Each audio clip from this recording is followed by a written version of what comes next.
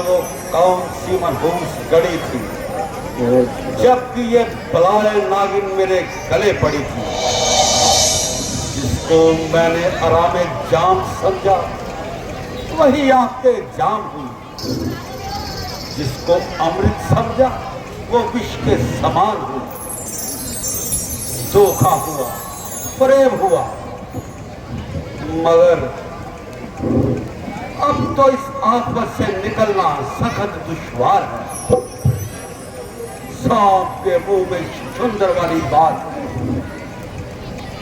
खाए तो कौड़ी, उगले तो कलंकी। अब इसे रखूं तो नदामत और छोड़ू तो शामत। जिस दिन से स्नेश को उठा कर लाया हूं, ना नींद पर सोया ना पेट पर खाया। या तो इसके शराब में तड़पता रहा या इसकी जली कटी बातें सुनता रहा। रहे सहे को हनुमान जला गया और मेरी गैरत को मिट्टी में मिला गया। जबकि इसके मामूली दूध में इतनी दलेरी है तो उसकी अपनी ताकत का अंदाजा लगाना तो बहुत मुश्किल है। पिताश्री, जब तक मेघनाथ दुनिया में मौजूद है आपका इस किस्म का गम करना बेकार है।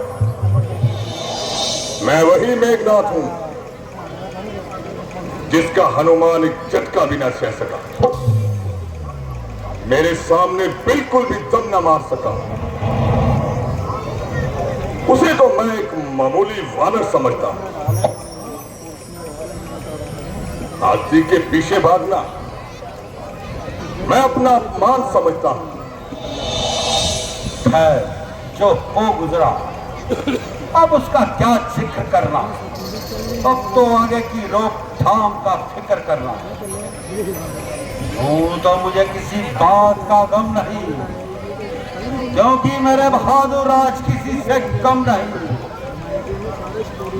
लंका के हलकारों से मुकाबला करने का अहले जमीन पर किसी में इतना दम नहीं।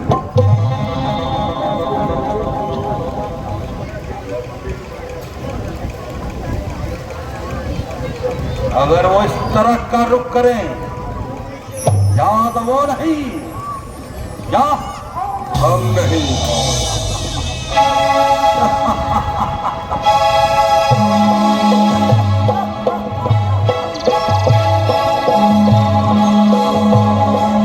भाई साहब,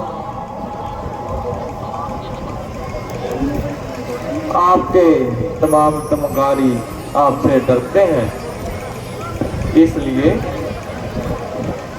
चापलूसी की बातें करते हैं।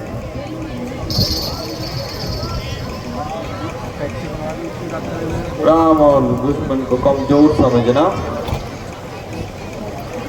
यह सही नहीं है।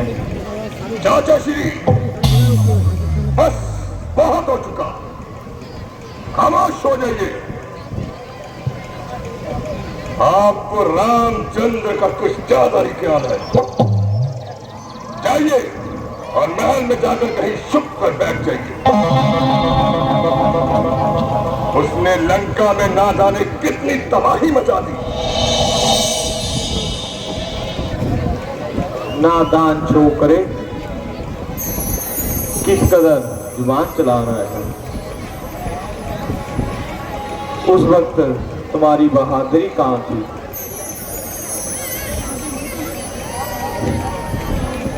जिस वक्त हनुमान लंका जलाकर चला गया।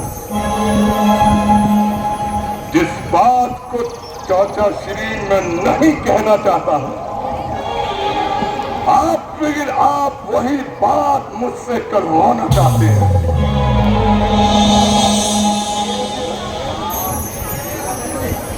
ना आप उस दिन बेवजह नुमाइश करते, ना ही वो यहां से फरार होता। मेघनाथ जो कह रहा है वह सत्य कह रहा है। अफसोस, आप उसकी हिमायत कर रहे हैं और मेरा मजाक उड़ा रहे हैं। अरे ओ बगैरत, नाम मैदा है ना त्यागे है, होना आसमाई है।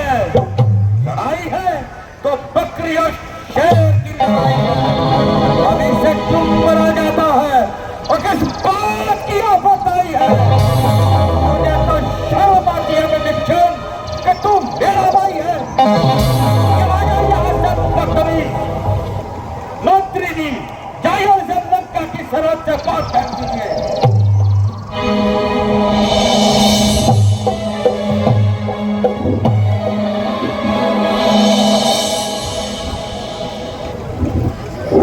आज से मेरा और विभीषण का नाता बिल्कुल खत्म हो गया।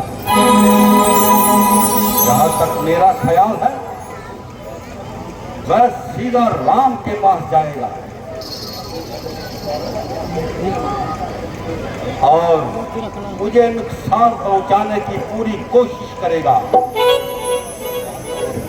विभीषण एक मामूली और कमजोर इंसान है,